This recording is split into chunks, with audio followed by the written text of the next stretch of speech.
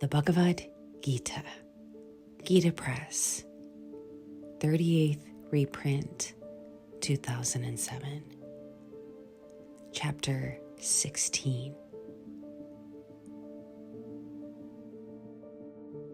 Absolute fearlessness, perfect purity of mind, constant fixity in the yoga of meditation for the sake of self-realization, and even so, charity in its sattvic form, control of the senses, worship of God and other deities as well as of one's elders, including the performance of pouring oblations into the sacred fire and other sacred duties, studying and teaching of the Vedas and other sacred books, as well as the chanting of God's names and glories, suffering hardships for the discharge of one's sacred obligations, and uprightness of mind, as well as of the body and senses.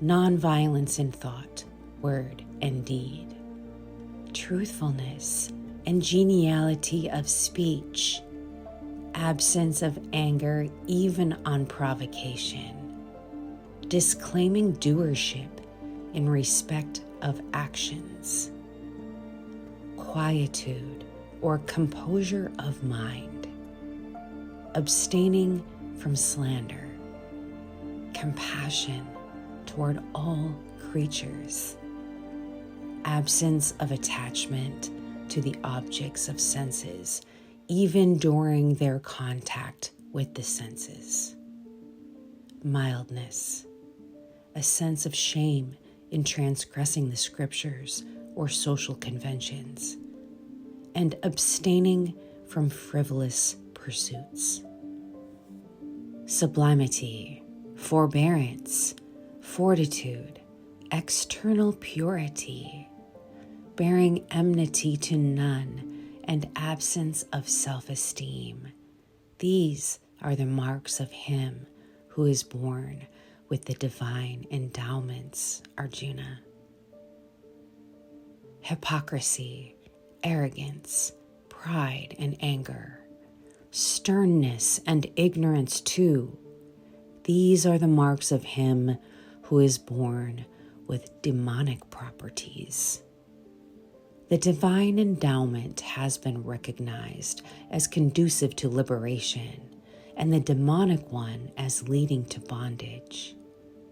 Grieve not, Arjuna, for you are born with the divine propensities. Arjuna, the one possessing a divine nature and the other possessing a demonic disposition.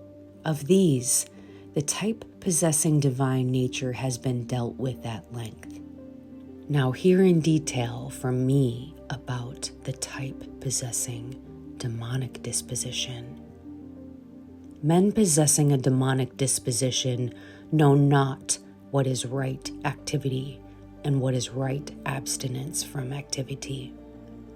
Hence, they possess neither purity nor good conduct, nor even truthfulness.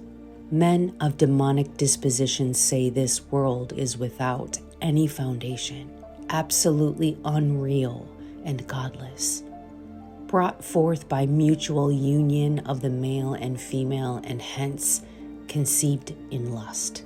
What else than this? Clinging to this false view, these slow-witted men of vile disposition and terrible deeds are wrongdoers to mankind for the destruction of the world, cherishing insatiable desires and embracing false doctrines through ignorance. These men of impure conduct move in this world full of hypocrisy, pride, and arrogance, giving themselves up to innumerable cares, ending only with death. They remain devoted to the enjoyment of sensuous pleasures and are firm in their belief that this is the highest limit of joy. held in bondage by hundreds of ties of expectation, and wholly giving themselves up to lust and anger, they strive to amass by unfair means hoards of money and other objects for the enjoyment of sensuous pleasures. They say to themselves, "This much has been secured by me today, and now I shall realize this ambition.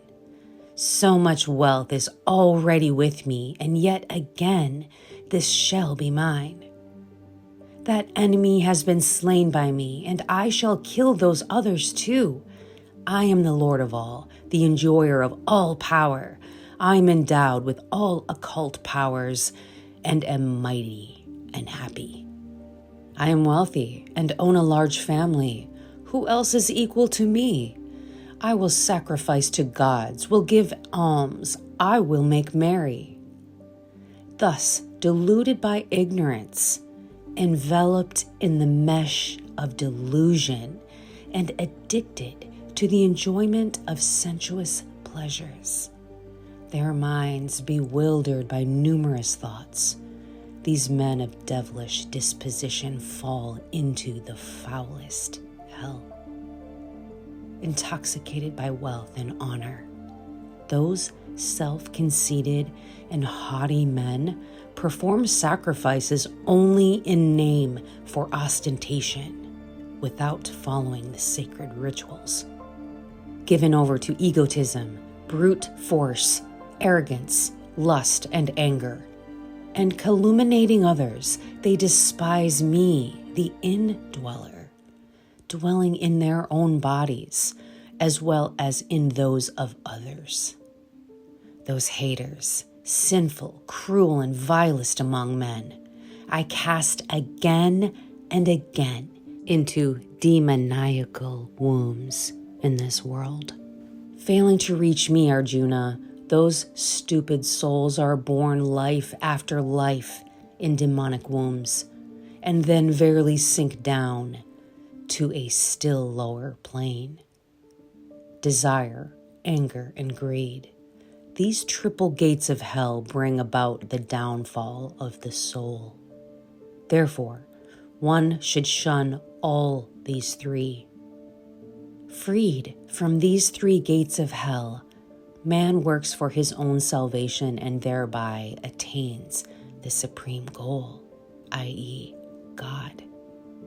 Discarding the injunctions of the scriptures, he who acts in an arbitrary way according to his own sweet will, such a person neither attains perfection, nor the supreme goal, nor even happiness.